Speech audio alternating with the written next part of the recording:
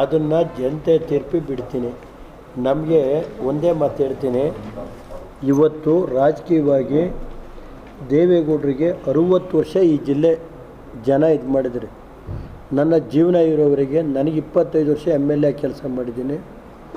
ನಮ್ಮ ಜನ ಇವತ್ತು ನಾನು ಜಿಲ್ಲೆಯ ಜನತೆಗೆ ಋಣಿಯಾಗಿದ್ದೀನಿ. ಬಾಕಿ ವಿಷಯ ಎಲ್ಲ ಏನು ಹೇಳಲ್ಲ. ರಿಸಲ್ಟ್ ಏನು ಕೊಡ್ತಾರೆ ಜನತೆ ತೀರ್ಪಕ್ಕೆ ಅದಕ್ಕೆ ನಾವು ತಲೆಬಾಗ್ತೀನಿ ಅಷ್ಟೇ. ನನಗೇನು ಬೇರೆ ಏನಿಲ್ಲ. ಇವತ್ತು ನಮ್ಮ ಅಧಿಕಾರ ಇರಲಿ ಇಲ್ದಲೇ ಇರಲಿ, ನಾವು ಬರೀ ಇದಕ್ಕೆ ಅಲ್ಲ, ಅಧಿಕಾರಕ್ಕೋಸ್ಕರ ನಾವು ಹೋರಾಟ ಮಾಡೋರಲ್ಲ.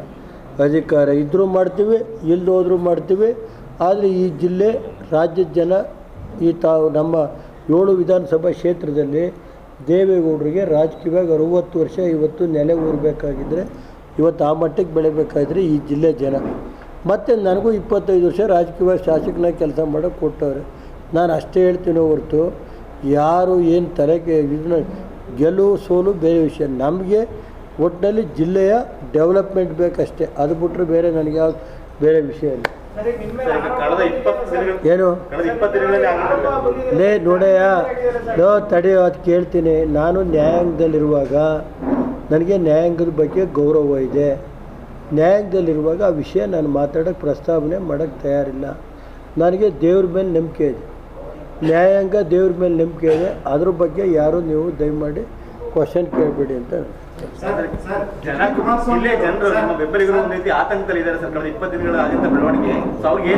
ನೋಡ್ರಿ, ಏನು ಆತಂಕ ಪಡಬೇಕಾಗಿಲ್ಲ, ಗೊತ್ತಾಯ್ತೇನ್ರಿ? ಅದಕ್ಕೆ ಕಾಲುವೆ ಉತ್ತರ ಕೊಡುತ್ತೆ, ಟೈಮ್ ಬೇಕು ಅಷ್ಟೇ. ಅದನ್ನು ಅಲ್ಲಿವರೆಗೆ ನಾವು ಶಾಂತಿಯಿಂದ ತಡ್ಕೊಂಡಿರಬೇಕು. ಇದು ನಮ್ಮ ಜಿಲ್ಲೆಯ ಜನ ಆತಂಕ ಪಡೋಕ್ಕೆ ಮಂಜಣ್ಣಿಲ್ವಾ, ನಾನಿಲ್ವಾ, ಸ್ವರೂಪ್ ಇಲ್ವಾ, ದೇವೇಗೌಡರಿಲ್ವಾ, ಯಾರು ಆತಂಕ ಪಡಬೇಕಾಗಿಲ್ಲ. ನಮ್ಮ ಜಿಲ್ಲೆ ಜನತೆನ 60 ವರ್ಷ ದೇವೇಗೌಡರು ಕಾಪಾಡಿದ್ದಾರೆ, ಇವತ್ತು ಕಾಪಾಡ್ತಾರೆ. ಯಾರು ನಮ್ಮ ಕಾರ್ಯಕರ್ತರು ಆತಂಕ ದುರ್ಗಿಡಬೇಕಾಗಿಲ್ಲ. ಆ ಶಕ್ತಿ ಇನ್ನೂ ಇಟ್ಕೊಂಡಿದ್ದೀವಿ. ನಮ್ಮ ಪಕ್ಷದ ಶಾಸಕರು, ಹಿರಿಯ ಮುಖಂಡರು ಎಲ್ಲ ಇದ್ದಾರೆ. ಯಾರೂ ಧೃತಿಗೆಡಬೇಕಾಗಿಲ್ಲ. ಸರ್, HD ಕುಮಾರಸ್ವಾಮಿ ಅವರು ಪ್ರಜ್ವಲ್ ರೇವಣ್ಣ 48 ಗಂಟೆ ಒಳಗೆ ಆತನ ಗೌರವಿಸುವ ನಿಟ್ಟಿನಲ್ಲಿ ಬರಬೇಕು ಅಂತ ಮನವಿ ಮಾಡಿದ್ರು. ನಾನು ಯಾವುದೇ ನ್ಯಾಯಾಲಯ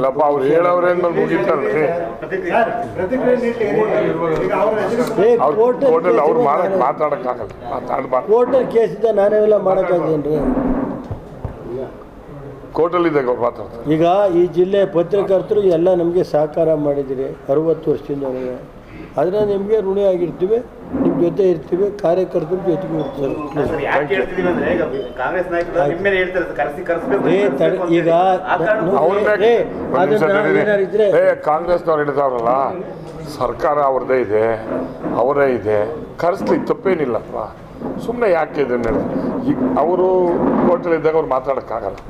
ಈ ನಾಟ್ ಸಪೋಸ್ ಟು ಸ್ಪೀಕ್. ಕಳೆದ ಬಾರಿ ಒಂದು ನಿಮಿಷ, ಸಾರಿ ಕ್ಷಮಿಸಿ, ನಾನು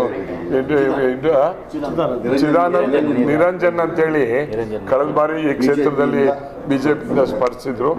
ಈ ಡಿಫಿಟೆಡ್ ಕ್ಯಾಂಡಿಡೇಟ್ ಈಗ ನಮ್ಮ ಜೊತೆ ಇದ್ದಾರೆ. ಎಲ್ಲರೂ ಹೇಳ್ತಿರಲ್ಲ, ಅವರು ಮನ್ಸು